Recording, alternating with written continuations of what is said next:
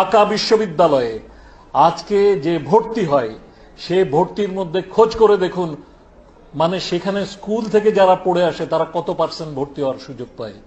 ঢাকা বিশ্ববিদ্যালয় এখন একটা উচ্চতর মাদ্রাসায় পরিণত হয়েছে। আমি জেনে বুঝে 34 বছর ঢাকা বিশ্ববিদ্যালয়ে পড়াচ্ছি, তার আগে 6 বছর পড়েছি, 40 বছর ঢাকা বিশ্ববিদ্যালয়ের সাথে আমি সম্পর্কিত।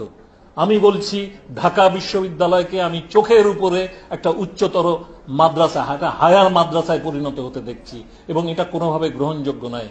এবং আপনার ঢাকা বিশ্ববিদ্যালয়ে যে ভর্তি পদ্ধতি, তাতে এসএসসি এইচএসসি থেকে 80 নাম্বার নেওয়া হয়, আর পরীক্ষা থেকে নেওয়া হয় 120 নাম্বার, এবং মাদ্রাসায় নাম্বার দেওয়া শুরু হয় বোধহয় 90 থেকে, আর আপনার পারলে 100-র চেয়ে বেশি দিয়ে দেয় 100-র মধ্যে।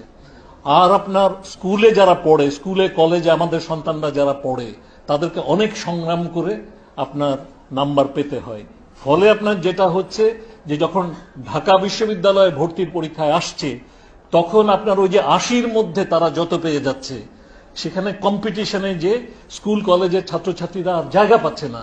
আজকে ঢাকা বিশ্ববিদ্যালয়ে বোধহয় 60% বেশি ভর্তি হয় মাদ্রাসা ছাত্রছাত্রী, এবং মাদ্রাসার ছাত্রছাত্রীরা এবং তাদের ইংরেজির ভিত্তি এত খারাপ, মাদ্রাসায় যে ইংরেজি পড়ে আসে সেটা হচ্ছে ক্লাস 4-এর সমমান। ফলে আপনার এই ছাত্রছাত্রীদের ইংরেজিতে দক্ষতাবিহীনভাবে তারা এসে ঢাকা বিশ্ববিদ্যালয় সহ বিশ্ববিদ্যালয়গুলোতে ভর্তি হচ্ছে, এবং এটা গোটা উচ্চ শিক্ষা ব্যবস্থাকে কিন্তু মানে টেনে টেনে নিচে নামিয়ে নিয়ে আসছে। এবং তার চেয়েও যেটা বড় কথা, আমি মনে করি যে আমাদের সন্তানরা যারা আপনার মানে যারা মাদ্রাসায় পড়ছে তারাও আমাদের সন্তান, কিন্তু আমরা যে সমস্ত অভিভাবকরা সন্তানদেরকে স্কুল কলেজে পড়ায়, সাধারণ ধারায় স্কুলে কলেজে পড়ায়, তারা কিন্তু উচ্চ শিক্ষার অধিকার থেকে অনেক ক্ষেত্রে বঞ্চিত হচ্ছে।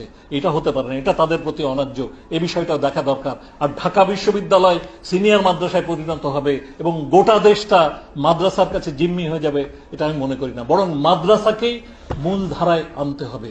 মাদ্রাসাতেই ধর্মশিক্ষার পাশাপাশি সমস্ত যে জীবন জীবিকার অনুষঙ্গী যে শিক্ষা কার্যক্রম, শিক্ষা পাঠ্যক্রম, সেগুলোকে অন্তর্ভুক্ত করে তাদেরকে মূলধারায় আনতে হবে, এবং সেখানে অর্থায়ন করতে হবে, তাদেরকে সরকারি নিয়ন্ত্রণে আনতে হবে, যাতে করে তাদের উপরে সরকার পরিবীক্ষণ করতে পারে, এবং যেন আপনার এই মাদ্রাসার শিক্ষাটা মূল ধারায় সন্নিবেশিত হতে পারে। আমি আবার